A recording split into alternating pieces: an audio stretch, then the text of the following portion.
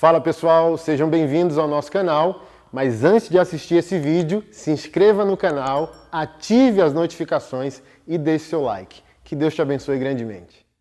Aleluia, Deus é bom. Paz, irmãos, é uma alegria estar aqui com você nessa noite. Eu tinha um plano, né? Enquanto nós adorávamos, Deus mudou os planos. Eu tinha uma palavra e Ele me deu outra. Eu ia fazer geralmente uma palestra que eu faço para homens. Mas Ele mudou aqui porque eu acho que Ele quer ampliar o volume do que Ele espera de você nessa noite. Eu gostaria que você abrisse sua Bíblia em 1 Coríntios capítulo 15.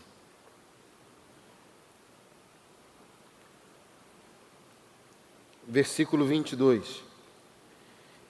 O que nós estamos fazendo aqui nessa noite é tão importante, que se você tiver com o seu coração disponível, você não vai ser a mesma pessoa ao sair daqui. Você vai ter ampliado o seu nível de responsabilidade e você vai sair daqui convicto que você não foi criado para ser um ser humano comum. Na verdade, você não é um ser humano comum e nessa noite você vai descobrir por que você não é um ser humano comum. E baseado nisso, você vai elevar o nível da sua responsabilidade, aceitando aquilo que Deus espera de você. Alguns receberam. Se abriu? E se eu pudesse dar um tema, seria... Tantos temas me vieram ao coração agora. Pensei em Adão, o destruidor sociológico. Mas como eu gosto de temas fortes, também pode ser Adão, vírgula, Deus social, versus Jesus, vírgula, Deus espiritual. Adão foi criado para ser um Deus sociológico, um Deus com D minúsculo. Não um Deus em atributos absolutos, mas um Deus que gerencia a criação, porque ele foi criado a partir dos próprios atributos de Deus. Gênesis 1, 26, o Senhor disse: você foi criado como eu sou, com a exceção dos meus atributos absolutos. Me estenda, me espalhe, me torne famoso no mundo. Crie sociologia, a partir da imagem que eu te dei. Ok? E Adão foi lá e desobedeceu. Então Adão perdeu essa imagem, Adão perdeu essa semelhança, Adão perdeu o que na teologia a gente chama de mandato cultural. Perdeu isso. E a partir de lá, Adão destrói a nossa sociologia, a herança de Adão, o DNA de Adão, que habita em nós, que é a herança de Adão, nos usa para destruir o que Deus nos chamou para gerenciar, abençoar, transformar, revelar do céu na terra. Por isso que quando Jesus ensina a oração do Pai Nosso, o que ele diz? Seja feito na terra como é no céu. Enquanto Adão era amigo de Deus, Adão recebia o download. E ele podia transferir o que estava acontecendo lá. Então, por que Jesus foi para a cruz? Quando você ouve aqui o texto que nós vamos ler, de Paulo aos Coríntios, você entende um pouco o que eu estou querendo dizer nessa noite. A partir do verso 20, 1 Coríntios 15, 20... Mas de fato Cristo ressuscitou dentre os mortos, sendo Ele as primícias dos que dormem. Visto que a morte veio por um homem, também por um homem veio a ressurreição dos mortos. Porque assim como em Adão todos morrem, assim também todos voltarão a viver em Jesus. Então, Jesus e Adão são protótipos paternos da nossa humanidade. A forma primária. Então, eu conversando com os irmãos na fé cientistas, eles afirmam que a ciência já perdeu para a revelação bíblica. Mas o cara não fica 80 anos na academia para dar o braço a torcer a algo que ele chama de arcaico, de mitologia, de folclore. Então, eles afirmam que existem até mapeamento genético da origem da humanidade e só encontraram dois inícios históricos para a humanidade. Primeiro, a quantidade exata de pessoas pós-dilúvio, e segundo, apenas 2 seres humanos. Chuta quem é? Adão e Eva. Então, quando você é imaturo na fé, você diz: o que eu tenho a ver com o pecado de Adão? Já aconteceu com você? Por que eu tenho que me arrepender se não fui eu que me rebelei? Não é? Mas você não existe antes de Adão. Se você existe posteriormente em Adão, você já nasce com defeito de fábrica. Só existiram 3 seres humanos em estado plenamente original, que é Jesus, Adão e Eva. Adão e Eva sabem o que é existir sem o pecado. Eles pecaram e depois foram desconfigurados, é a linguagem que eu uso. Mas eles sabem o que é viver plenamente, como Jesus sabe o que é viver plenamente sem ter que pecar. Então, nenhum ser humano, além deles 3, são originais, plenos em espírito. Por isso que Paulo aos Romanos, no capítulo 3 e também no capítulo 6, diz que todos pecaram. Por que todos pecaram? Porque todos existem posteriormente a Adão e Eva. Portanto, já nascem com um vírus dentro de si. Você pega o bebê. Alguns médicos, alguns psicólogos comprovam que o bebê chora 10 vezes. 7 vezes é fome. Não, 3 vezes é fome. 7 vezes não é fome. Então, desde cedo, o ser humano é pecaminoso. O que ele quer? Ele quer só o chamego do seio da mãe. Ele quer dormir, por exemplo. Já mamou, meia hora depois de mamar começa a chorar, mas já está com a barriga cheia. Mas o que ele quer? Que a mãe ponha ele no quentinho do colo, que ele bote a boca no seio da mãe e apaga, dorme lá no seio. E o que é isso? Manipulação. Então ninguém aprende a ser assim. Está com a gente desde cedo. Assim como o homem não aprende ser omisso ou ser machista, está dentro dele. Eu observei isso, eu gosto de ser um artesão social. Então, ano passado eu preguei em 22 países, eu gosto de observar comportamento. Eu fico sentado no aeroporto quase em êxtase espiritual. Eu acho que o aeroporto é a coisa mais extraordinária da vida. É tipo igreja. Aeroporto é tipo igreja, uma bagunça que o amor organiza, entendeu? Então, o aeroporto organiza porque cada um tem destino. A igreja também. Porque Deus tem destino para todos nós, a bagunça consegue se organizar. E eu fico ali olhando. Então, o que eu percebi? Que o europeu, geralmente, ele é o oposto do machista. Ele é tão gente boa, que ele se paralisa. Ele é omisso. Ele vê o mal e não consegue atacar aquele mal. Ele não consegue ser fronteira, ele não consegue defender sua honra, seu lar. O sul-americano não. O sul-americano também tem isso, né? Geralmente o colonizador, ele geralmente é mais sofisticado. O europeu é sofisticado. Tão sofisticado que ele é o oposto do problema que o machista cria para a vida. O machista cria o problema. O omisso, ele rejeita resolver o problema. E o sul-americano tem esse perfil mais aguerrido, mais combativo. E o sul-americano geralmente é o machista, é o criador do problema. Ninguém aprende. O europeu não aprendeu a ser assim. O sul-americano não aprendeu a ser assim. Está dentro de nós. Ganha força social, porque cada um tem seu tipo de cultura, mas ninguém aprende. Está dentro de nós. E você vai ver hoje que está na Bíblia. Feminismo está na Bíblia, machismo está na Bíblia. Então não é social antes de ser espiritual.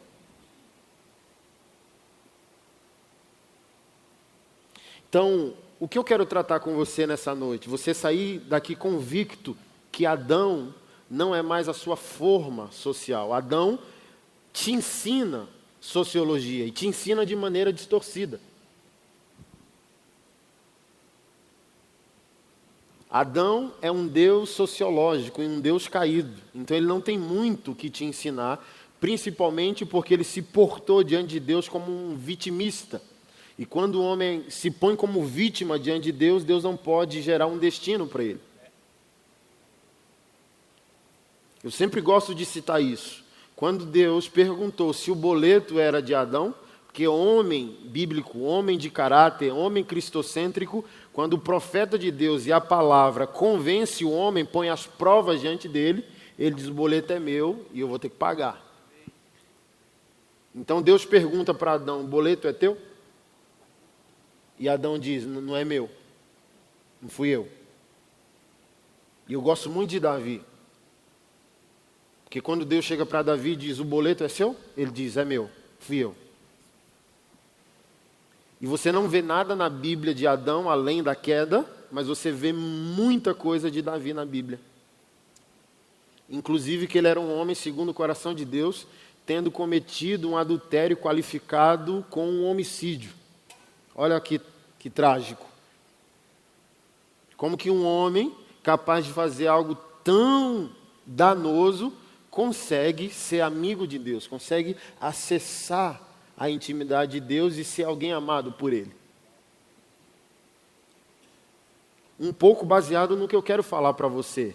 Adão é terreno, Paulo diz aqui em Coríntios. Ele é alma vivente, mas Jesus é espírito vivificante, é um outro nível. Jesus não quer ensinar só como você deve viver, Jesus quer transformar você numa outra pessoa. Adão está ensinando a terra, Jesus está ensinando a terra ao revelar o céu. Aqui nesse mesmo texto, do capítulo 15, no verso 45, Paulo disse: pois assim está escrito, o primeiro homem, Adão, se tornou um ser vivente, mas o último Adão, que é Jesus, é espírito vivificante. Então o que Jesus tem a dizer a mim e a você muda a nossa vida social, familiar, sentimental, pessoal, conjugal, o namoro, o noivado, as finanças, mas o plus é a revelação do que é espiritual. Jesus não quer transformar teus hábitos. Jesus quer transformar você completamente de dentro para fora. Jesus quer devolver a você uma consciência divina. Tu tá aqui, macho. Jesus. Revelar a você uma consciência divina. O homem que aceitar, olha só, que não é uma heresia. Filho de peixe é o quê? Se você plantar abacaxi, você colhe o quê?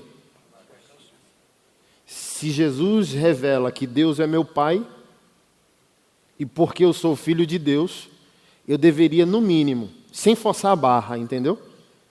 Que a partir daquilo que Deus é, eu sou. Então eu não posso me reconhecer Deus em atributos. Mas um filho de Deus é divino a partir da sua espiritualidade.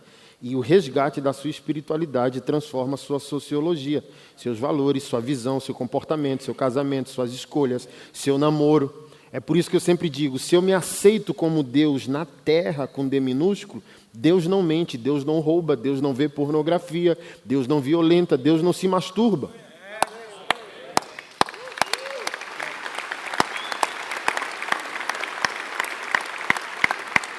Então é só uma questão de consciência, que o cara assume um nível de responsabilidade que transforma ele, que tira ele da futilidade. Não tem essa que um é mais forte que o outro, um é mais santo que o outro. Não, tudo é nível de consciência e responsabilidade assumida. Citei ontem o Billy Graham. A filha de Billy Graham disse: eu só afirmo que o meu pai é pecador porque a Bíblia disse. Ó, até arrepio de emoção. Eu só afirmo que o meu pai é pecador porque a Bíblia disse. O que aquela mulher estava dizendo? Meu pai é perfeito. Ele não é perfeito porque a Bíblia diz que ele não é. Mas ele é. Imagina.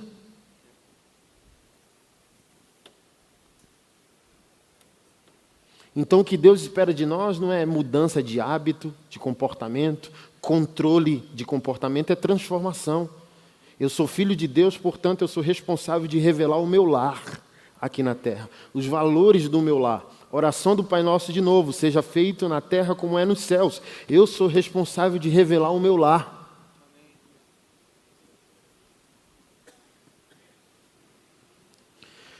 Porque é tão provável que Jesus espera de você, que quando lá em Mateus 5 e Mateus 6 ele diz que o adultério emocional já era adultério, prova que ele não quer só controlar teu hábito. Era Moisés e a lei que não queria. Paulo disse que era um pedagogo, um aio. A lei é um aio. A lei é um aio e a palavra aio no grego é pedagogo. Pedagogo é um instrutor de criança, é um professor infantil. E a lei só conseguia controlar o hábito, não adultere. A lei dizia, ok? Mas Jesus Cristo diz, o que a lei diz? Não adulterarás. Eu digo, se você olhar para uma mulher com desejo impróprio, você já adulterou. Ou seja, em Jesus, Ele não quer controlar o nosso comportamento, Ele quer transformar quem nós somos.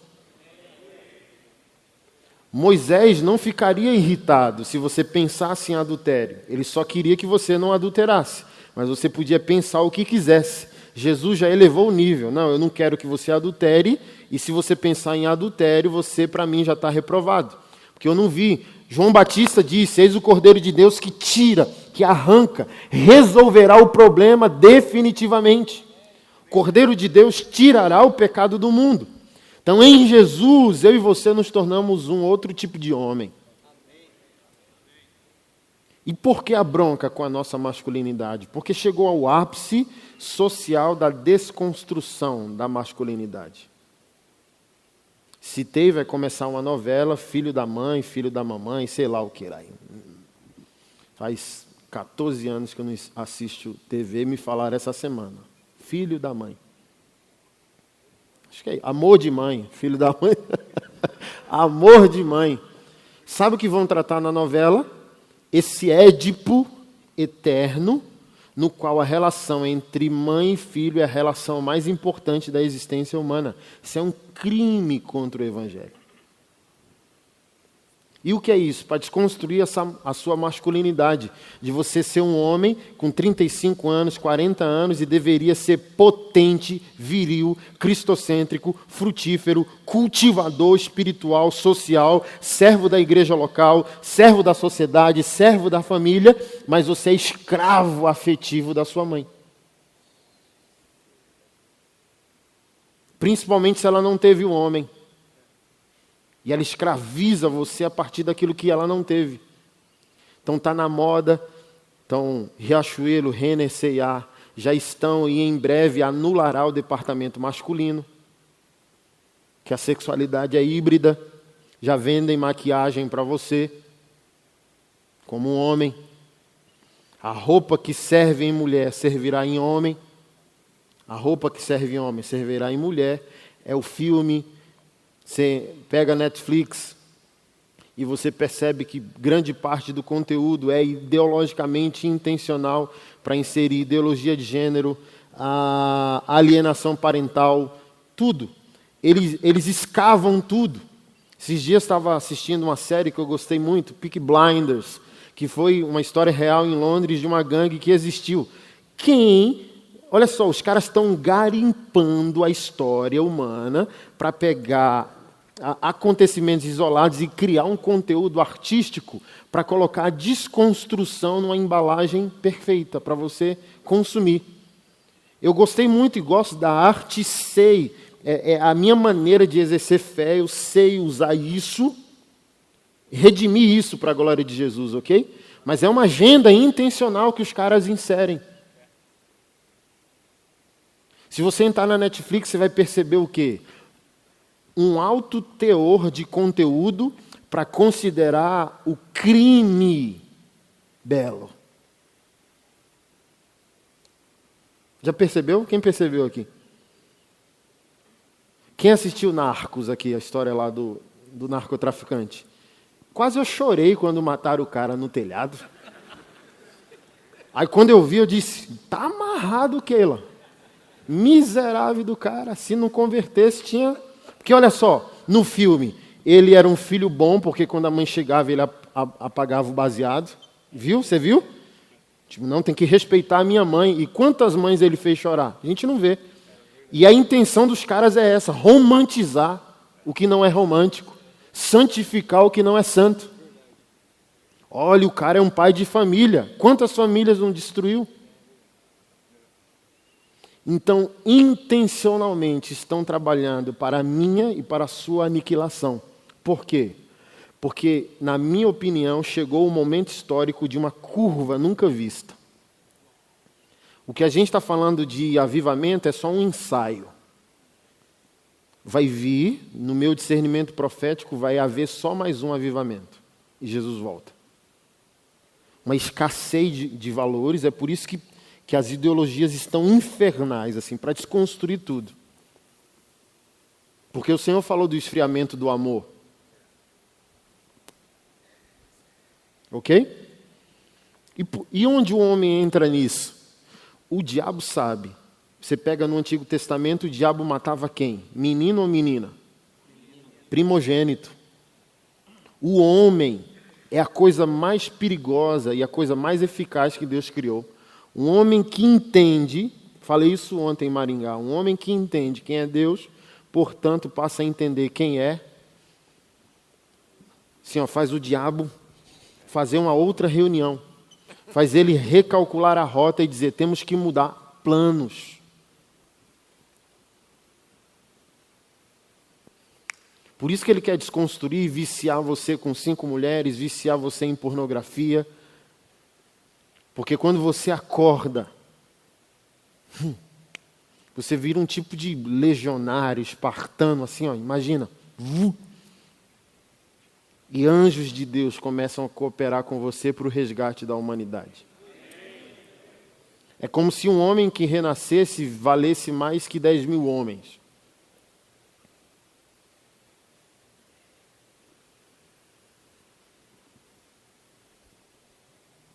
Você é caro, você vale muito. Por isso que querem aniquilar sua identidade masculina. Querem nos confundir.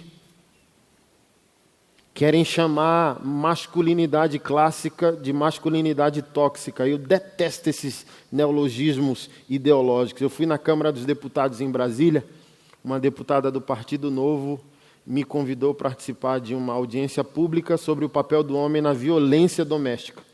Aí eu fui ali falar de masculinidade bíblica, assim, ó. Fiquei feliz porque tantos doutores e doutoras, eu fiquei constrangido, né?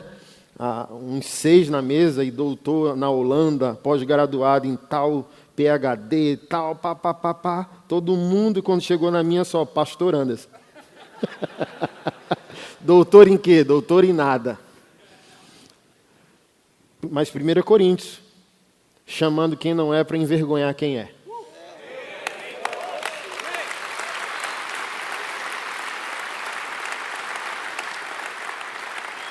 E lá eu falei, o machismo existe, mas nenhum homem tem que se envergonhar de ser homem. E comecei a falar dos meus projetos, dizendo, talvez 10 minutos do meu dia vale mais que um ano de uma feminista, nos frutos, nos resultados.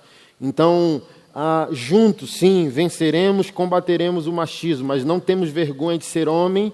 Homem tem hábito de homem, homem tem violência de homem, homem tem comportamento de homem, homem tem aparência de homem, homem não pode se envergonhar de ser homem. Aí a deputada, onde é a sua igreja? Aí tinha judeu, tinha macumbeiro, tinha espírita, tinha todo mundo. Até o judeu que eu achei que era ortodoxo não era progressista. Aí ele me fez um elogio, ele disse, um imenso prazer de conhecer o pastor Anderson Silva hoje, um conservador não cretino.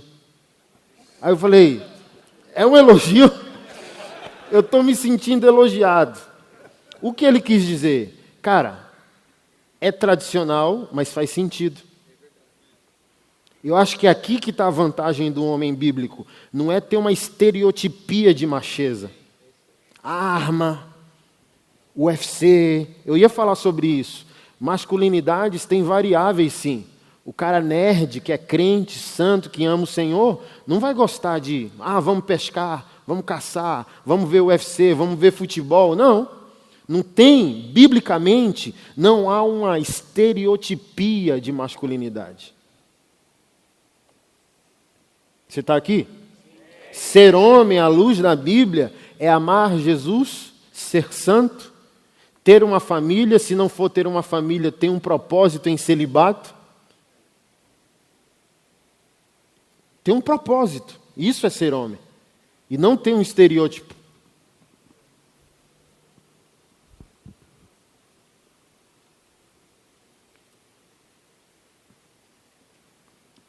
Aí o judeu falou, não, eu quero te ouvir mais.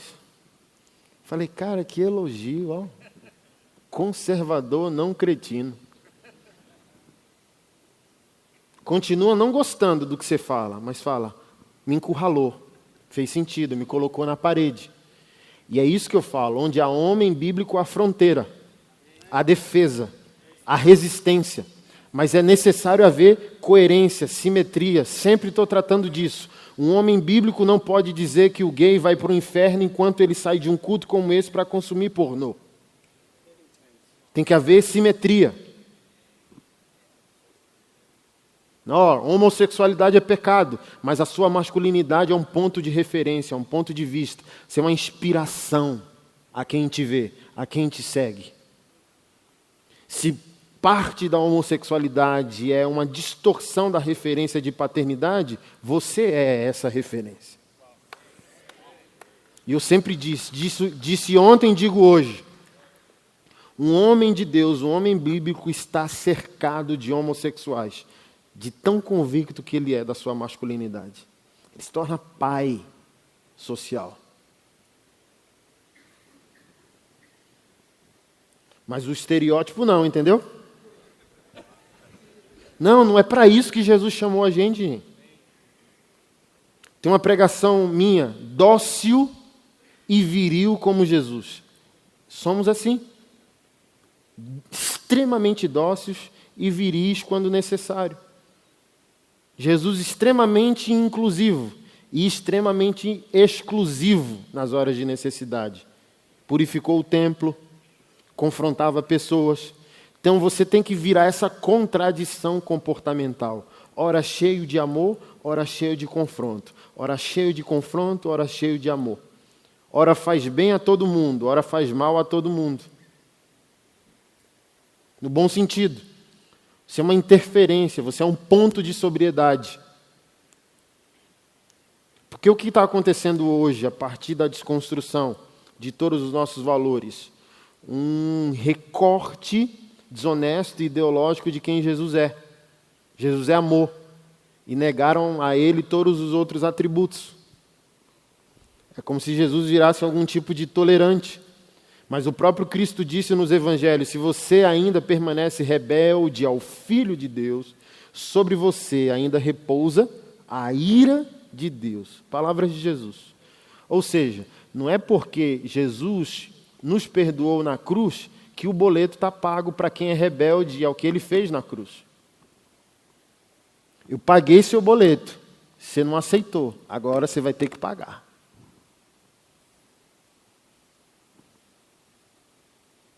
Então, o homem de Deus deveria imitar quem Deus é. Suave, gentil, tranquilo. Mas em momentos de crise ele revela a outra face. Jesus é o quê? Cordeiro e... é isso aqui. É o cara que escolhe o que ele quer ver.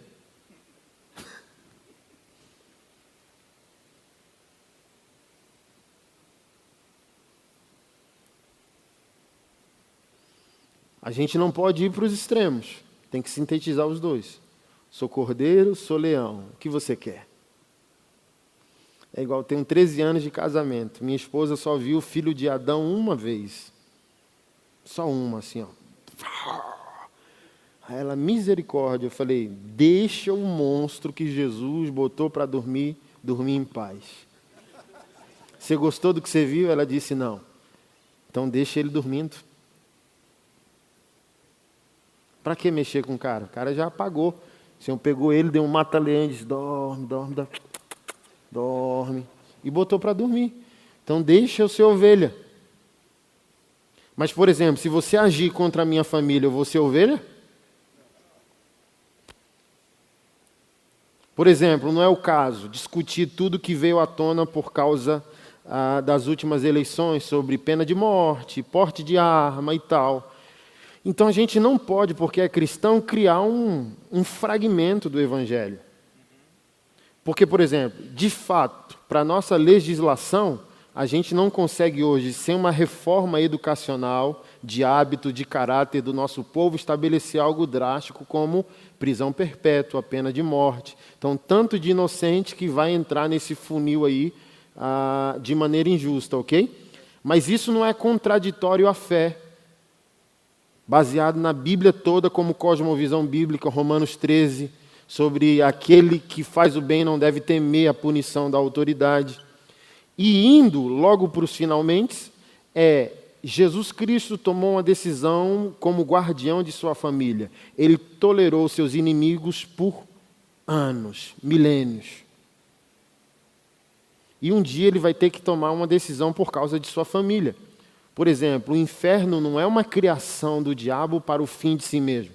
O inferno foi criado por Deus, para Deus resolver o problema que afetou a sua família durante anos. Vocês me querem? Vocês valorizaram o que eu fiz na cruz? Sim, vem comigo. Não, nunca mais vocês farão os meus filhos chorarem. E ele vai anular a morte no inferno. E se a morte tiver com anjos ou com seres humanos, ele anula o inferno, anula o problema, fecha a porta e segue com a sua família. Então isso é virilidade. E um homem bíblico pode ser viril na proteção de alguém. É isso que estão castrando de nós. A proibição de sermos leões, de sermos homens. Porque criam um estereótipo para nós a partir daquilo que acham que Jesus é. Uma ovelha mansa que tolera tudo que você faz contra ele.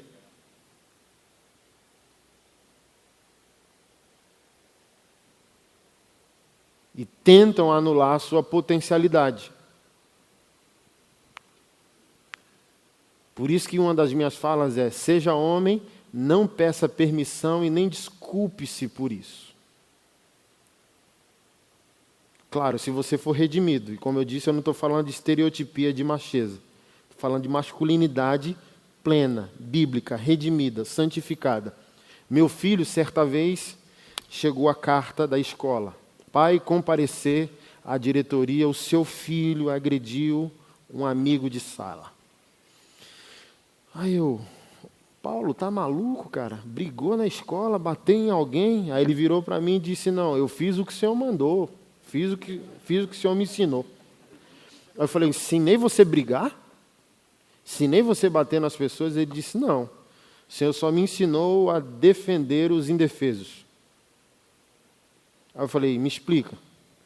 Aí ele falou: um cara da sala do lado foi bater na amiga da minha sala, bater numa garota. Aí eu fui lá, empurrei ela para dentro da minha sala, tranquei para ele não bater nela e fui para cima dele.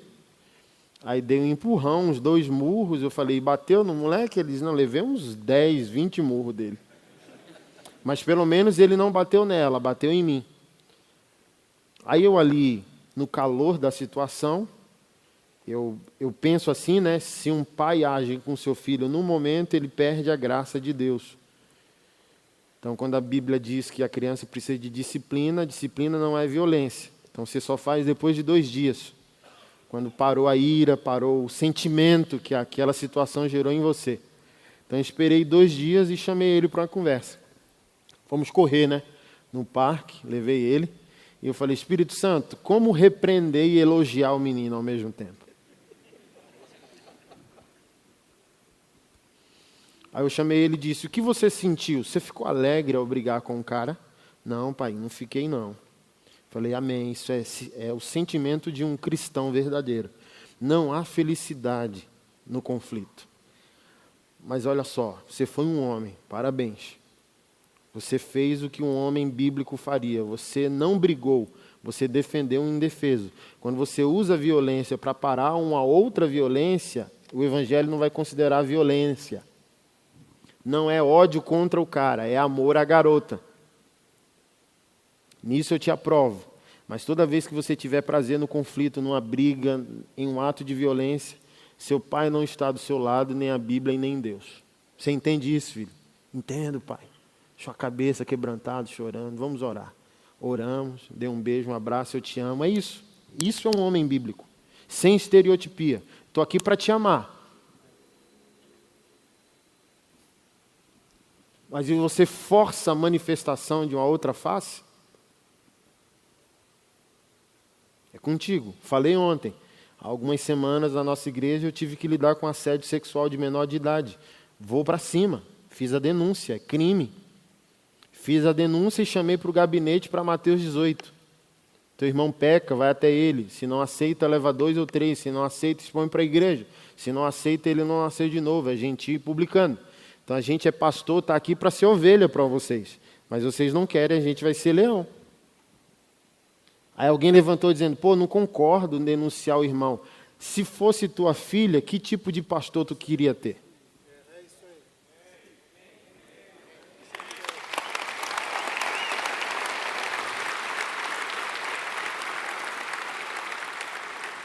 Então eu chorei como fosse um filho meu. Cara, quase 2 metros, puxei pelo colarinho na assembleia de confronto do cara, que o cara negando até o fim, eu só disse, cara, está aqui as provas, a Bíblia está aberta, a igreja está aqui, tua esposa está aqui, só baixa a guarda igual Davi fez. Não precisa ir até o fim, porque a reunião não é para destruir você, para redimir você. É aqui que a vantagem, a nossa vantagem como povo de Deus não tem essa de herói e vilão. Não, a gente vai proteger a vítima, a família da vítima. Se é crime, a gente vai até o fim, mas a gente não quer destruir o opressor. Pelo contrário, a gente quer resgatá-lo se ele reconhecer o boleto dele. Não, o boleto é meu. Não, beleza, igual eu falei para o cara, baixa a guarda e assume que você tem pastor preso. Você vai preso. Se o juiz achar que é um crime, você vai preso. Mas se você for homem, você está preso e tem pastor. E tem igreja. A gente vai pagar o preço por você. Agora, olha só, você está rindo, cara. Eu não pequei, estou chorando, e você pecou, diz que está arrependido, está rindo, cara. Aí o pai não foi, da moça e nem a moça. Eu falei, você está maluco, cara? Eu não trouxe esse pai para a reunião para ele não ver você rindo, cara. Porque qualquer homem em sã consciência daria um tiro lá fora no mundo, um pai era forçado a dar um tiro em você. Então, eu não quero ser desumano como homem, ser humano e como pastor, trazer o pai e a garota para passar num cenário de violência como essa, você negando o que você fez. O que é isso? É fronteira. Onde há homem, há fronteira. Então isso empoderou a nossa igreja, elevou um novo nível, deu sentimento de segurança aos verdadeiros homens, deu sentimento de segurança às mulheres, deu sentimento de segurança às crianças. O nosso pastor vive o que prega, o nosso pastor é nosso pai, o nosso pastor se importa, o nosso pastor vai até o fim, se der sangue na canela, ele vai nadar com a gente. É isso que eu estou falando. Quando um homem é redimido biblicamente ao seu papel, ele vira um Deus sociológico. Ele vira uma fronteira, ele vira um ponto de vista, ele vira uma forma, ele vira uma referência. Todos podem olhar para ele com segurança, seguir seus hábitos, seguir sua postura, seguir suas escolhas. Seguir a ele como um modelo.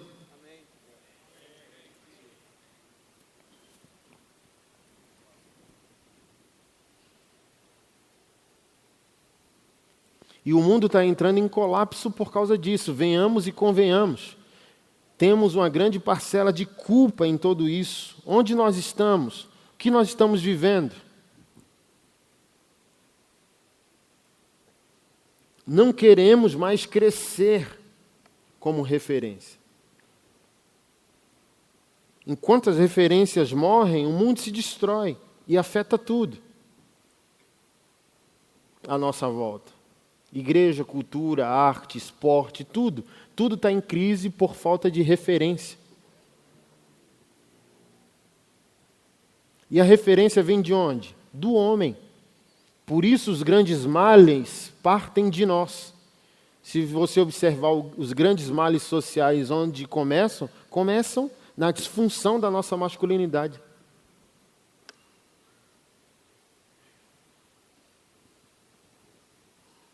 Ah, o homem não pode chorar. Não, o cara tem que achar alguém de confiança. Mas que conversa é essa que homem não chora? Maior índice de depressão e suicídio é com a gente, 70%. Chora sim. Pode não estar chorando, mas aquela lágrima, pelo menos, apodreceu os ossos por dentro. Chora. Ah, se chora. E por que nós estamos calados? Ia falar isso na palestra. É a síndrome de Adão. O que Eva fez com Adão no jardim nos fechou em nós mesmos. É como se a gente tivesse de luto por causa do nosso pai. É por isso que a gente persegue tanto as mulheres. Continuamos apaixonados pelo corpo e pela beleza de Eva e suas filhas, assim como o nosso pai disse: uou, ela é osso dos meus ossos e carne da minha carne. Entendeu? Mas dentro de nós, silenciosamente, há um tipo de revanche. Continuo amando a estética dela, mas não quero assumir a responsabilidade moral em amá-la mais. Por isso que a gente pune. Se apaixona, persegue, transa, abandona. Faz filhos e deixa. É um tipo de punição, revanche. E por que o silêncio? É claro que a gente vai estar em silêncio. Deus cria você, assim como Ele é, para fazer na terra o que Ele está fazendo no céu, e vem a sua mulher e destrói tudo, você vai ficar como? Calado. Pô, homem é calado. É claro que a gente é calado, pô. Era para a gente estar governando a terra e a gente está viciado em pornografia. É claro que a gente está calado.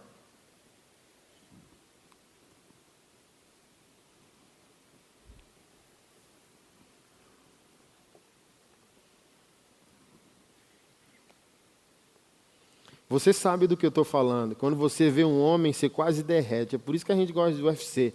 Porque é um protótipo grotesco de um pouco de masculinidade. Então nós estamos admirando o homem que nós gostaríamos de ser. Você gostaria, no seu instinto primitivo, um desejo de ser um herói. Aí você consome na arte o que você gostaria de ser na vida real. É por isso que você admira aqui os mais velhos, Dom Corleone, entendeu? Seu patrão, seu chefe, seu patriarca, seu sacerdote, onde todos beijam a mão, pedem um conselho. É por isso que a gente gosta de futebol, gosta, entendeu? Que a gente transfere para o outro a imagem que gostaríamos de ter em nós.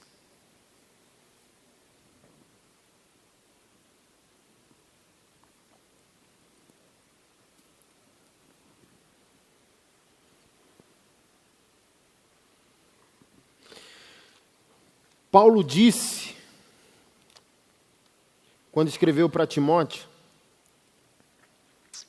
sua primeira carta, o seguinte, não precisa abrir, só vou citar, no primeira carta, no capítulo 2, verso 13, ele diz, olha, porque primeiro foi formado Adão, depois Eva. Adão não foi iludido, mas sua mulher, sendo enganada, caiu em transgressão, mas ela será salva tendo filhos, se permanecer em fé, amor e santificação com bom senso. Paulo disse que não foi Adão quem pecou, foi Eva quem pecou. Está aqui? Mas em Gênesis 3:9, quando Deus chega no jardim, sabendo que foi Eva quem pecou, porque Ele é absoluto, Ele é transcendente, imanente, onipresente. Então a pergunta que ele faz não é se ele está escondido atrás da árvore, é sobre sua identidade, quem você é. Você consegue responder quem você é? Porque quando o Senhor chega, cosmicamente, a criação está em desordem. E Deus sabe, o cosmos só entrou em desordem porque Adão já não é mais quem eu o fiz para ser. Porque se você concordar comigo, carnaval a gente vai para o sertão do Nordeste. A seca no sertão não pode ser criação de Deus, sendo que em Gênesis 1:30 ele diz, e Deus viu que tudo que ele fez é muito... Ok? Então o cosmo todo se desfaz progressivamente. O reverendo Adalto Lourenço, que é teólogo e cientista, afirma que a nossa visão de uma estrela já é somente o reflexo de sua morte para nós, porque ela está a anos-luz de distância de nós. Nossa, que estrela bonita! ele disse, talvez já esteja morta. Porque quando o Senhor disse, certamente morrerás, no hebraico, certamente e morrerás, é a mesma palavra no hebraico. Então o Senhor disse 2 vezes, no dia que você comer, é como se fosse o que diferencia o tempo verbal. Morrendo, morrerás. Então o que morreu imediatamente? Porque Deus disse, você vai morrer, e ele não morreu. Você lê Bíblia, Adão não morreu. Então de que vida Deus estava falando?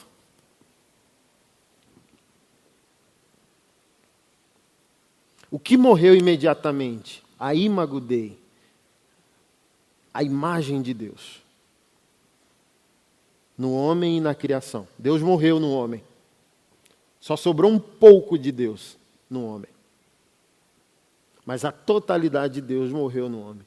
E por causa dessa morte, tudo morre. Natureza, política, arte, estética. Olha a arte hoje, que esgoto que é. Música. Franz Schaeffer já falava isso na década de 70, 80. A desconfiguração da arte é a progressão da morte do jardim. E Franz Schaeffer falou sobre o salto irracional, o mundo quer progredir sem Deus. Estava vendo hoje, assim, dá uma ira, cara. Um cara trans, quase 2 metros, gigantesco, jogador de futebol, e um belo dia acordou dizendo, não sou homem, sou mulher. Aí o montador enlouquecido dizendo, não, beleza, então você vai para o time de mulher. Imagina no vestiário, se o cara é daquele tamanho, irmão, me desculpa, pastor, talvez é aqui no joelho a jeba do cara, pô. Mano, você tem que ver o cara em campo com as mulheres. Assim, ó, é 4 mulheres e o cara só uma ombrada, 5 mulheres se espalhando. Por que isso? Porque nós não estamos posicionados para a fronteira, para o protesto. Olha só, existe transexual, é um dos nossos projetos. Ok, é espinho e abrolho lá do pecado de Adão. Vamos afirmar que existe. Mas um trans não é homem nem mulher, é trans. Então não pode um homem trans ir para um ambiente de homens, nem um trans mulher ir para um ambiente de mulher. Não, cria teu universo. O mundo permite, a ciência permite a tua existência? Não, mas você não pode requisitar o que a sua biologia não permite. Eu não vou permitir, como um homem, que um homem que se aceita socialmente como mulher habite o mesmo banheiro que os meus filhos. Véio. E por que está acontecendo? Porque a gente, não é problema meu. É o que eu sempre falo, meu irmão, enquanto você consome pornô, alguém está morrendo. O que você deveria estar produzindo para proteger a vida, você está esvaindo pelo vaso sanitário, irmão. Vício é dreno de vitalidade. Bobeira é dreno de vitalidade. A gente deveria estar aí agindo, produzindo leis, sendo erguido como pastores, como construtores sociais relevantes, empresários, políticos, artistas, esportistas, se posicionando, quebrando a narrativa do politicamente correto. Mas o politicamente correto está tapando a nossa boca e a gente está aceitando isso.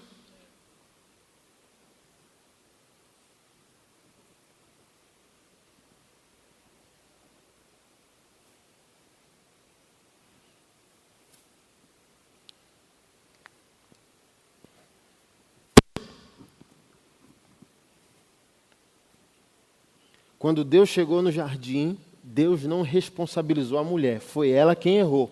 Mas Deus nem falou com ela antes de falar com ele. Adão, onde estás?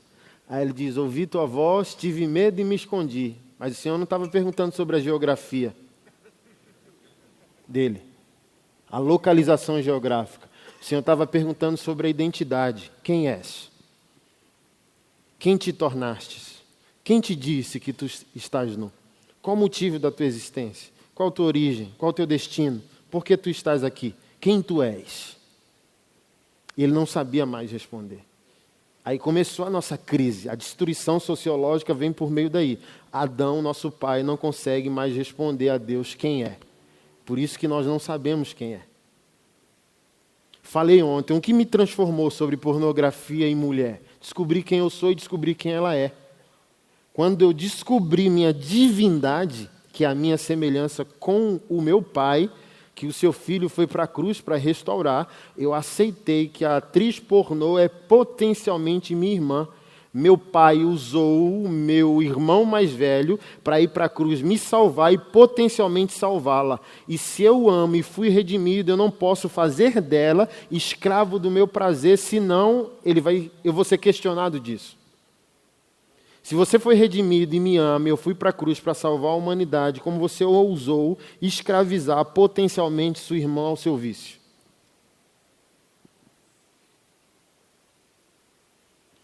O meu nível de responsabilidade, aí eu comecei a administrar os meus pecados com lágrimas. Oh Deus! Aí foi rápido, pastor, a transformação, porque não era mais sobre mim. Agora era sobre a minha divindade social. Se eu permanecer em pecado, eu não serei a vitrine do céu na terra. Eu sou a transparência do céu na terra. Se eu estiver em pecado, Deus não é visto, Deus não é amado, Deus não é querido, Deus não é adorado. Então, quando eu abandono o pecado, eu digo para o céu, usa-me como transparência da eternidade aqui na terra.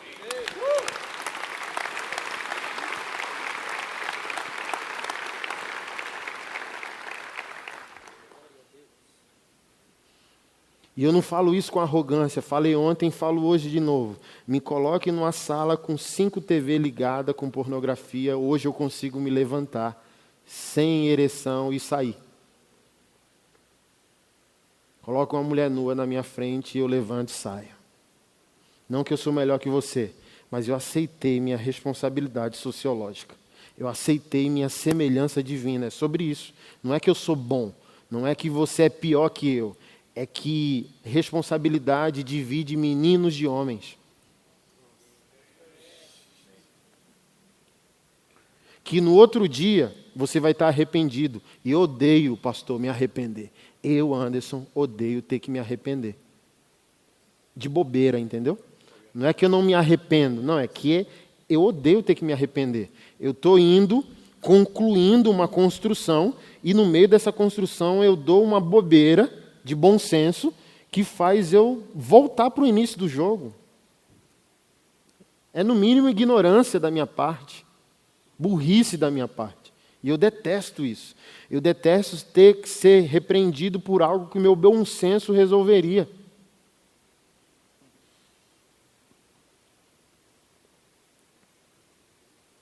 E eu detesto que Deus perca beleza sociológica.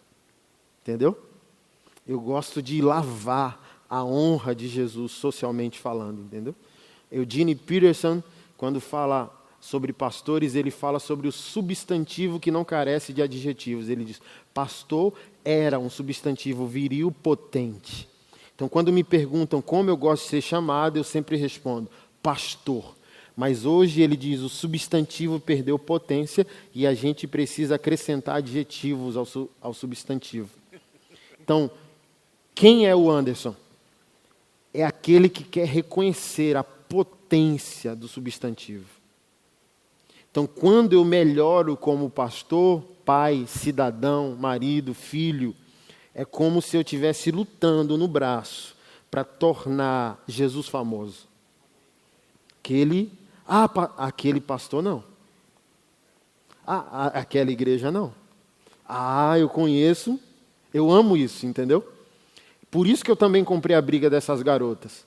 Porque hoje, na federal, é isso. Machismo, patriarcado, a igreja. Não, eu conheço um pastor que puxou o cara pelo colarinho. Foi na delegacia comigo, chorou comigo, me amparou. Não é assim não.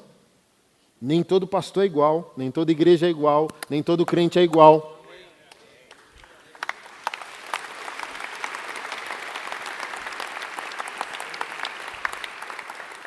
Se a nossa fé é bela, olha só, irmão, religiosamente, não há nada semelhante à nossa cosmovisão de fé. Toda religião, o Deus da religião quer o sacrifício para poder apaziguar sua ira contra o ofertante. Mas na nossa religião, o nosso Deus é o sacrifício. Como que eu posso desonrar isso socialmente? Como eu posso aceitar ser um péssimo marido, sendo que o meu Deus é o meu sacrifício? Sendo que eu não tenho que ofertar a Ele para agradá-lo. Não, Ele já agradou a si mesmo, ofertando a si mesmo pelo meu débito. Eu tenho que honrar isso.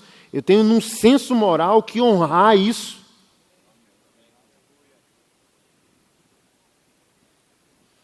Então, toda vez que eu penso em pular no pescoço da minha esposa porque ela não merece, minha consciência cristocêntrica diz, não é sobre ela. Ela pode não merecer, mas eu mereço. Acontece contigo? A gente estava falando do trânsito, entendeu? O cara bateu, comprei o carro 0 na semana, o cara passou, bateu no meu retrovisor e eu fui atrás. Ó, vum, vum. Mulher do lado, as crianças tudo atrás, vum, vum, vum, vum, vum, vum. E ela brava, falou nada. Falei bem assim, daqui a pouco ela surta aqui dentro do carro, caladinha. E no meio do trajeto falou, meu bem, o que você vai fazer quando achar o cara? Aí a gente começou a rir dentro do carro. Eu falei, nada. Então para de idiotice, vamos para casa. Então é isso, tem aquela hora do Adão acordar. Martinho Lutero falou isso, né? Olha, eu achei que o velho Adão morreria nas águas do batismo, mas eu descobri que o miserável sabe nadar.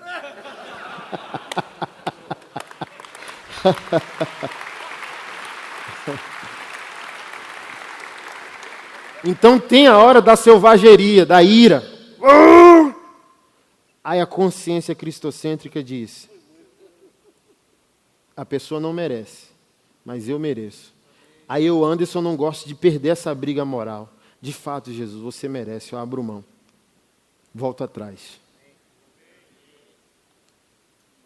Então eu posso contar nos dedos as vezes que nós brigamos lá em casa, sei lá, no máximo 3 vezes. E briga que não é briga.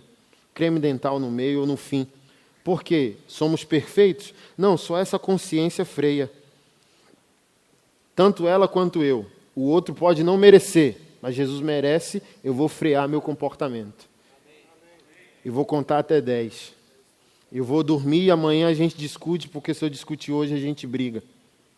É esse tipo de homem que a Bíblia quer redimir. E se não foi o homem que pecou, e sim a mulher, piora a nossa situação. Eu não concordo com os pregadores que afirmam que Eva pecou porque Adão omitiu. Não, Adão era perfeito. O pecado ainda não tinha entrado. Então Adão não podia ser omisso. O texto diz, se você ler de novo, que a mulher viu que o fruto era desejável. Então a mulher, o feminismo moderno afirma que a mulher é moralmente superior ao homem. A mulher é tão má quanto o homem, ela só tem uma tática diferente. Por que que o nosso corpo é mais eloquente que o dela?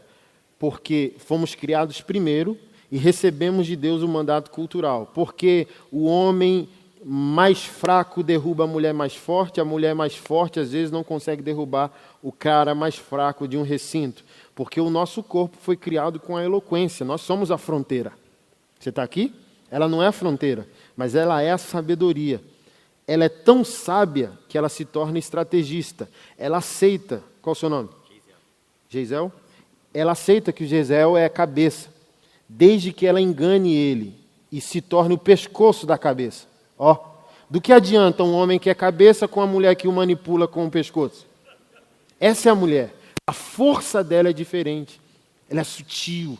Então o texto diz que ela viu e quis. E convenceu o homem a participar do que ela decidiu no coração. Então a mulher não é moralmente superior ao homem. Ela só tem uma outra força, um outro tipo de força.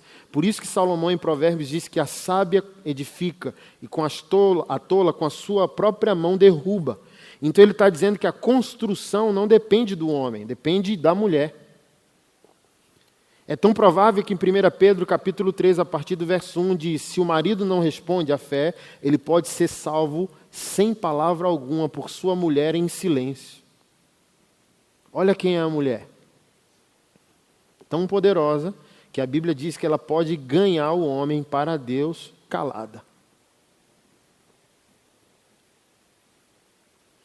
Por que piora a nossa situação o fato de que foi Eva quem pecou e não Adão? A mulher quer o controle. É por isso que cara machista, mas que tem pegada, que é bom de cama, que é seguro de si, consegue até ser violento e a mulher fica ainda na relação. Porque a mulher não quer homem sensível, só quer a sensibilidade do romance, de abrir a porta, de lembrar a data. Mas ela, quando diz, eu quero você sensível, não quer outra mulher, ela quer um homem. Mulher gosta de pegada em pouco de sensibilidade. É por isso que, cara, gente boa é traído. Se você foi traído, saiba, você foi traído porque você é gente boa. Demais.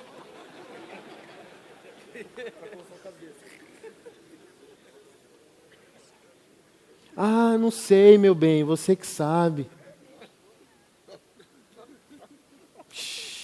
Assim, ó. Um dos temas da palestra é: uma mulher não seguirá um homem que não sabe para onde está indo. O fim da militância de uma feminista é a chegada de um homem convicto, pode ter certeza.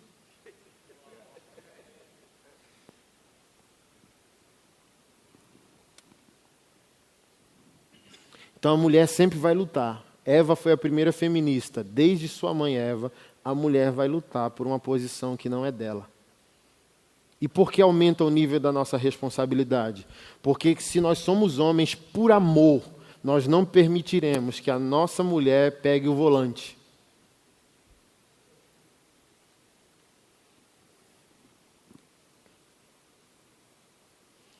Porque toda mulher, observa socialmente agora, tá? Treino, dever de casa. Toda mulher só é feminista dos 20 aos 40. Depois dos 40, cansada, frustrada, desgastada, até venceu, mas é amargurada porque não tem com quem dividir a vitória. Eu tenho uma mãe sem homem em casa, eu sei do que eu estou falando. Eu tenho senhoras debaixo do meu pastoreio, eu sei do que eu estou falando. Uma com 56 anos de idade, advogada, forte. Já viu mulher forte, mulher viril, mulher que dá medo em homem, perguntando: pastor, será que ainda eu consigo ser amada e cuidada aos 56 anos de idade? Qual é o nosso problema? Homens fracos adoram amélias. Só homens fortes aceitam mulheres fortes ao seu lado. Só homem fraco quer anular a força da mulher. Porque se você ler, estou escrevendo um livro com 2 mulheres sobre Provérbios 31.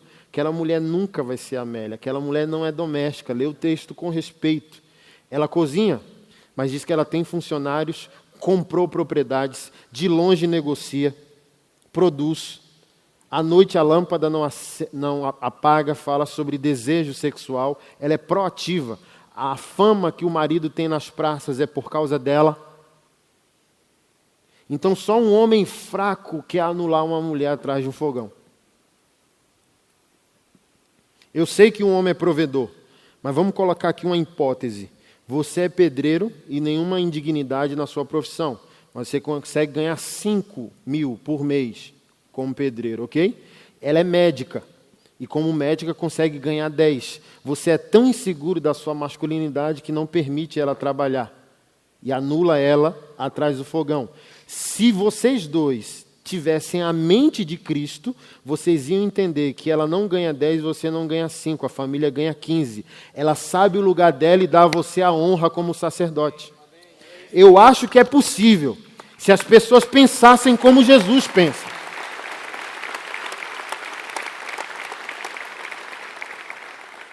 Mas a gente não quer pensar como Jesus pensa. Aí a mulher é vítima do espírito de Jezabel, manipuladora, aniquiladora da dignidade do homem. Mas o homem também se sente diminuído. Mas se eles fossem amigos de Jesus e amigos uns dos outros, a família cresceria. Quantos de nós, pastores, não viemos saímos da bivocacionalidade, trabalhar na igreja, trabalhar fora, viemos para o altar de maneira integral e as nossas mulheres trabalham e a harmonia é top, como diz o goiano. Ninguém ofende ninguém. O pastor, o marido vivendo pela fé, e a única certeza é que a esposa vai ter 5 mil por mês. O marido às vezes vai ter, mas vai ter pela fé. Está aqui? Mas se o altar daquele lar é redimido, não há conflito.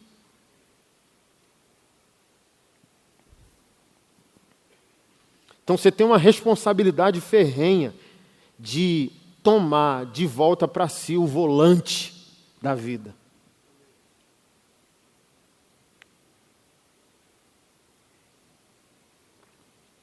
Onde você está, Adão? Onde você está, Anderson, Marcos, Francisco? Se você não conseguir responder para Deus onde você está, e onde você está não é onde você está, é quem você se tornou, em espírito, em verdade, o Senhor não vai conseguir protagonizar com você.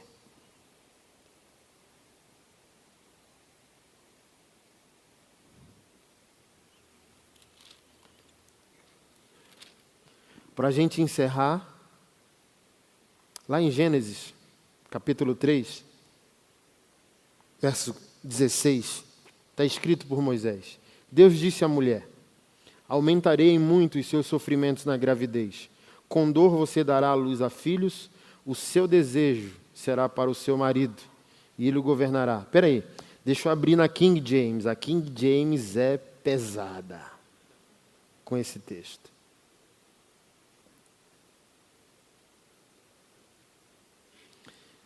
Olha o que a King James diz. Para a mulher sentenciou o Senhor: multiplicarei grandemente o teu sofrimento na gravidez. Em meio à agonia dará luz a filhos. Olha só, seguirás desejando influenciar o teu marido, mas ele te dominará. Então voltou-se para o homem e ordenou: porque você escutou a voz da tua mulher e comeste da árvore que eu te proibira comer, maldita é a terra por tua causa, com sofrimentos obterás do solo o teu alimento todos os dias da tua vida. Primeiro ponto, o homem bíblico, o homem cristocêntrico, o homem redimido não ouve a mulher antes de ouvir Deus. Não é o seu caso ainda, talvez. Você tem que ouvir a mulher, não sai daqui dizendo: ó, o pastor falou que eu sou Deus, mulher. Não, eu estou falando de homem mesmo, homem sacrificial. Plena consciência que eu sou quem Jesus seria, se estivesse em terra. Então não estou falando para qualquer homem. Estou falando com um homem que aceitou o nível do BO. Ok? Porque você deu ouvido à voz da sua mulher. Primeiro ponto. Quando nós somos redimidos, não vivemos democracia, vivemos teocracia. Ouvimos as pessoas, mas se Deus falou, não importa o que as pessoas tenham a dizer. Principalmente porque a mulher vai vir com uma configuração emotiva, principalmente sobre algo que Deus tem a dizer. Eu gosto de dar esse testemunho. Eu ofertei, ano passado, Deus me usou para ofertar 12 carros. Quando eu ofertei meu primeiro carro, há 2 anos atrás, eu tive que pregar em Goiânia, sou de Brasília, pregar em Goiânia 2h30 de Brasília, e estava sem carro, ofertei o meu. E disse: vou locar, sou cliente VIP da Localiza, fui lá consultar no aplicativo, R$136 o aluguel do carro, uma diária. Aí comentei com ela: pô, meu bem, eu só vou alugar na Localiza, vou em Goiânia pregar. Aí ela fez um barraco. Estamos endividados, mais uma dívida, lá. Por dentro eu quis ser democrático. O carro da minha madrinha está aí na nossa casa, por que não usa o carro? E a madrinha estava lá. Pode usar o meu carro. Aí por dentro eu disse: eu vou aceitar para não brigar, vou ser democrático. Mas quando eu aceitei no meu coração pegar o carro da madrinha, amargurou, desceu quadrado.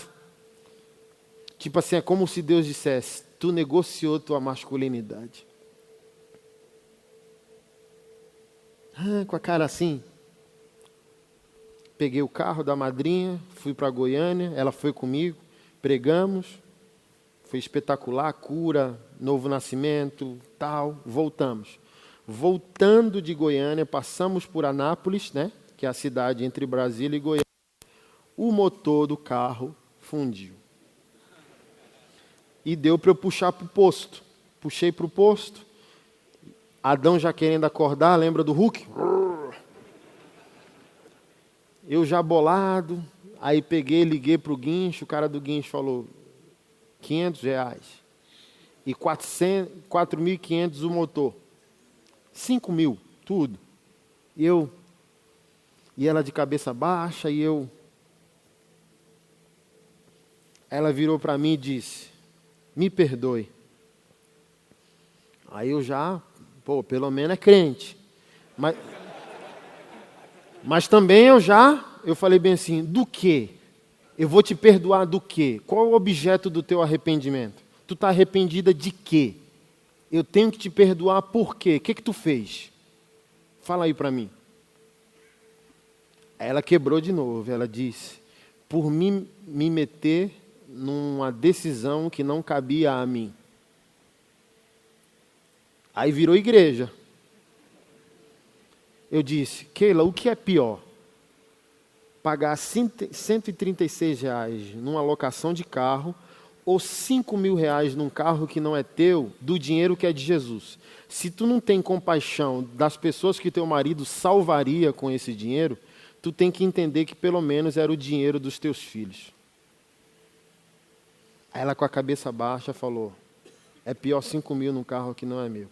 Eu falei bem assim, por que tu está querendo medir força com um marido que tu tem que ama Jesus? Eu não sou um cretino, eu não sou um idiota. Quer medir força comigo para quê?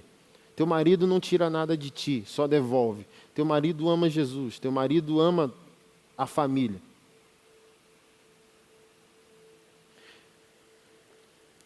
Para a tua própria bênção, de fato, nunca mais se meta num assunto que não te diz respeito. Nunca mais, irmão. Passaram 2, 3 anos. Ele elevou o nível. E é isso que o texto diz. Porque você deu ouvido à voz da sua mulher. Deus já tinha falado. Se Deus falou, não importa o que ninguém tem a dizer, nem sua mulher. Você só vai dizer, Keila, meu bem, o que você tem a dizer? Se Deus não falou, me ajuda a discernir aqui, mas Deus já falou. Tá claro, ei Anderson, tu é o sacerdote. Tu é o pastor dessa casa. Bora, decide. O destino desse lar depende de quem você é. Escolhe, decide. Irmão, 4 coisas que não são democráticas. Ser Deus, ser pai, ser homem e ser pastor. Você quer ver um negócio que funciona? Discorde de todos esses 4. Discorde de Deus, discorde do homem, discorde do pai, discorde do pastor. Mas no fim das contas, se a gente tiver errado, o boleto a gente paga. Mas tenta se opor a nós de maneira ímpia e diabólica, para tu ver a treta que vem para cima de você. Que não é democrático.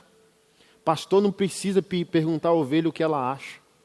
Mas se o pastor tiver errado, paga sozinho. Mas o Senhor deu carta branca a ele. Ele não paga agora, ele só paga quando Jesus cobrar. Mas é Jesus que cobra ele, não é você. Ah, mas meu pai está errado. Não, é o seguinte, lá em Brasília, não sei aqui, eu não dizimo, não sei o que a igreja e o pastor faz com dinheiro. Ou você presta conta de ser dizimista ou de ser pastor. Mas não dá para prestar conta dos dois, entendeu? Ser dizimista e auditor fiscal? Não concordo com meu pai. Você quer ser filho e pai?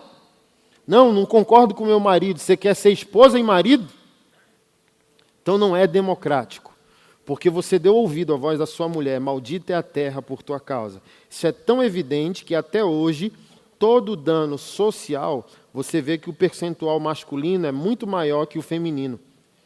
Tenta avaliar pela comunidade carcerária. É mais homem do que mulher. Estupro, alienação parental, abuso, é mais com os homens do que com as mulheres. Começou aqui o machismo. Você continuará tentando manipular o seu marido. Mas como vingança, ele dominará. E domínio é maldição, é diferente de liderança. O que é liderança? Jesus ensinou. Por isso que Jesus é o segundo protótipo de masculinidade. Liderança é bacia, água e toalha, que é diferente de maldição. Maldição é o homem tentando aniquilar a dignidade da mulher, que é o machismo.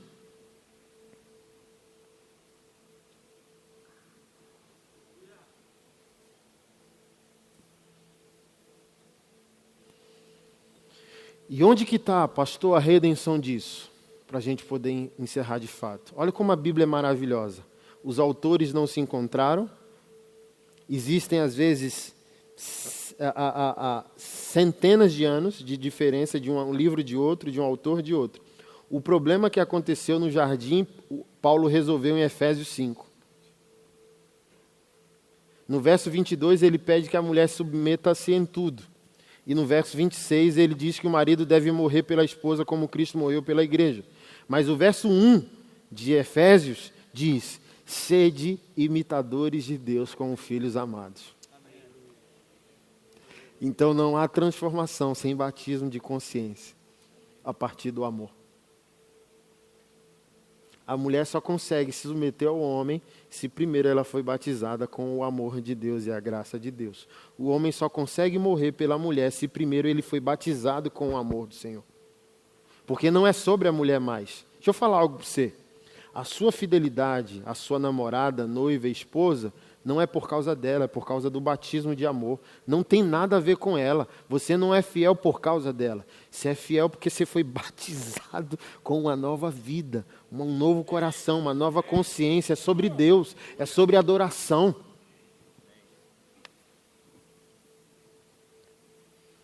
O problema do jardim foi curado em Efésios 5. A mulher está ferida por causa da postura do homem. Aí o Espírito Santo inspirou o apóstolo para dizer: mulheres, em tudo, estejam submissas ao próprio marido como ao Senhor. Duas realidades transformadoras. Primeiro, a submissão a um homem que não merece, por isso é cura. Se a mulher cede a um homem que ela acha que não merece, aqui que está o poder. Se ele merece, não é evangelho. Só é evangelho se ele não merece. Mas o transformador é a vírgula, como ao Senhor. Aqui que vem a minha tese teológica de que o homem é um Deus sociológico. Vírgula, como ao Senhor, é como se Paulo estivesse dizendo que o sentimento de contemplação, de adoração que a mulher sente enquanto adora a Deus, ela precisa transferir para o marido. O que você deu a Deus, ao dar ao homem, você consegue acessá-lo. Porque esse é o nosso código comportamental. Você concorda que macho não funciona com amor? Funciona com respeito, honra, reverência. Ai, meu bem, não funciona. Sim, tem um metrosexual moderno, tem esses caras modernos, entendeu? Ah, leite com pera. Mas o homem, assim, ó, ela tenta, deixa eu fazer um carinho. Não, Keila, me solta. Não gosto de frufru. Mas eu gosto de olhar para ela, olhar para o olho dela e ver que ela aprova, ver que ela respeita. Ei, menino, não vai jogar no lixo não. Seu pai acorda todo dia, 5 da manhã, para botar isso aqui, vai comer tudo. Aí eu estou no sofá e me sinto preenchido. A honra me preenche. Jesus ama todos nós, sim ou não? Por que não transforma todos nós? Porque homem, inclusive Jesus, só funciona com honra. Jesus só salva a ovelha que o honra. Jesus só protege a ovelha que o honra. E no restante da carta de Efésios é: marido, ame sua esposa, porque a linguagem existencial dela não é a honra, é o amor. Olha que coisa extraordinária. O Senhor pegou a família para revelar sua relação com a humanidade. Olha, Jesus morreu, ele foi o homem heróico, e a humanidade reagiu sendo o protótipo feminino, a noiva. Então, um homem morre, a mulher é tão impactada pelo heroísmo que o adora. e os discípulos, as ovelhas, assistem. Jesus morre, a igreja adora e os discípulos assistem e são impactados por aquela visão. E ele usou isso para falar sobre a família. O homem morre, a mulher é tão impactada pelo heroísmo do homem que o adora, por isso que diz como ao Senhor. Então ela adora, é uma adoração. O respeito da mulher pelo homem é uma reverência, uma adoração, é um reconhecimento honroso. E os filhos assistem. Por isso que não tem ideologia que possa subverter a sua família se a sua família é um altar.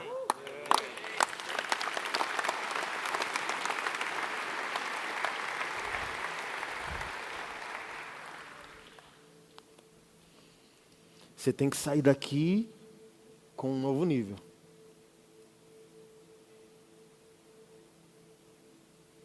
Olha, não acha que é, irmão, o jejum de Daniel, 40 dias no deserto, que vai ajudar você a largar a pornografia. Deixa eu falar algo revolucionário. É uma decisão.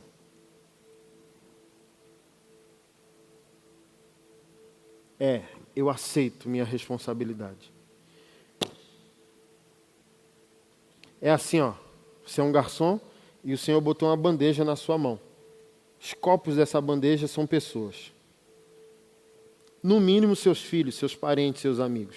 Falei isso ontem. Quando um homem consome pornô, ele está autorizando espiritualmente.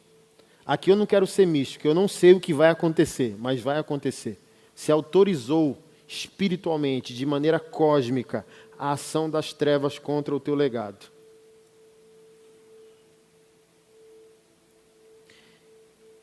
A masculinidade, o patriarcado bíblico, ele é tão poderoso que Abraão ofertou e Jacó passou geograficamente pelo local da oferta de Abraão e o portal ainda estava aberto. Você já leu essa passagem na Bíblia?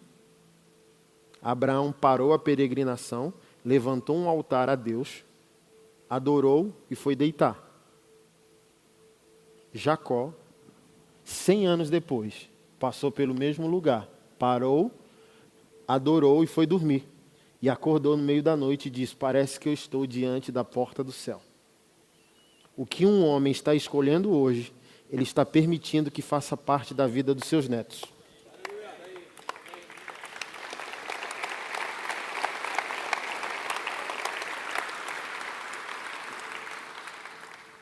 Quando você santifica hoje, não é só sobre você, é sobre o que vai acontecer daqui a 100 anos.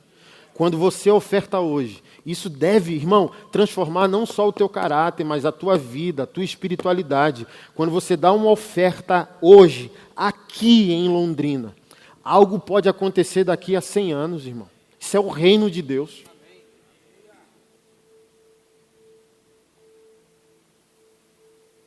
Você não pode se conformar a ser um homem qualquer.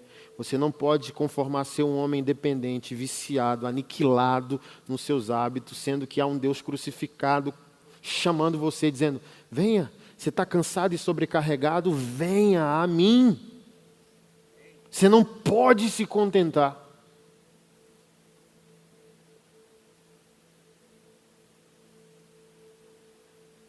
Você tem que ser aquele homem pleno que preenche os vazios dos ambientes. Eu amo pensar assim. A escola tem espaços vazios. Você é um homem, mas que seja adolescente. Você chega, sua postura é tão coerente que você preenche o espaço. Você chega no trabalho e você preenche o espaço. Você chega nos ambientes e chegou um homem de Deus. Você já viu um homem de Deus? Você já viu um homem que você respeita? Diante de um homem que você respeita, você não se sente um menino? Cara, vou falar nada, vai que ele me dá uma... Você deve crescer para ser esse homem. Que as pessoas olham e as pessoas temem falar uma bobeira, porque você preencheu o ambiente.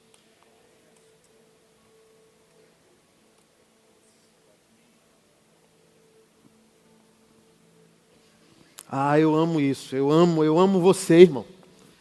Um exército de homens. Eu volto. O que isso tem a ver com avivamento? Vai vir um próximo avivamento. Nossas crianças e as nossas mulheres sempre decidem antes de nós. Sempre foi assim. Eles estão mais prontos que nós. As nossas esposas estão roubando até o nosso dinheiro para poder dizimar de tão mortos e desobedientes que nós estamos. Pesquisas comprovam que quando uma mulher converte, menos de 10% da família vai para a igreja. Um homem converte, mais de 90% vai para a igreja.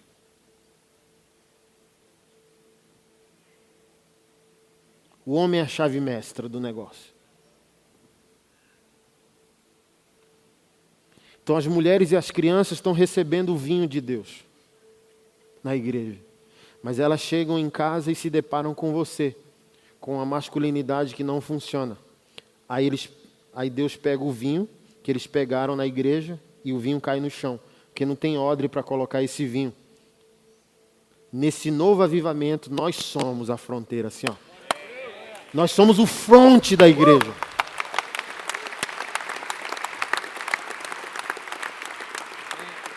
Nós vamos dizer à sociedade, a Deus, às mulheres e às crianças que o vinho de Deus não cairá no chão. Que os homens de Deus estão construindo odres, onde Deus pode colocar o vinho.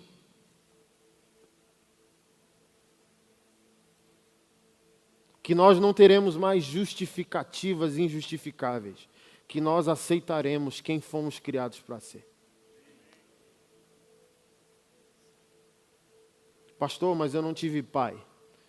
Eu também não. E é assim que Deus ama trabalhar.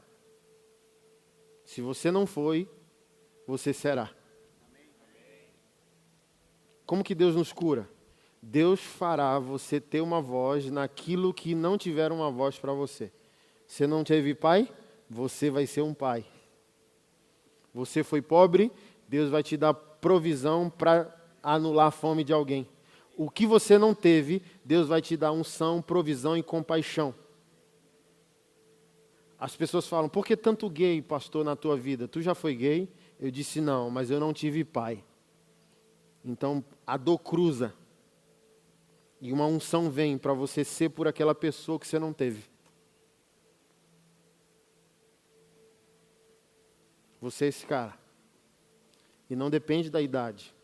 Um cara com 20 anos pode ser maduro. E um cara com 50 pode ser imaturo. É decisão.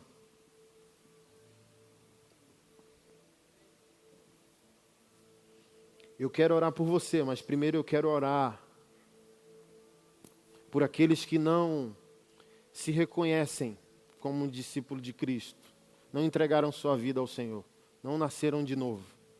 Ou aqueles que estão afastados do caminho do Senhor. Eu quero orar primeiro por você.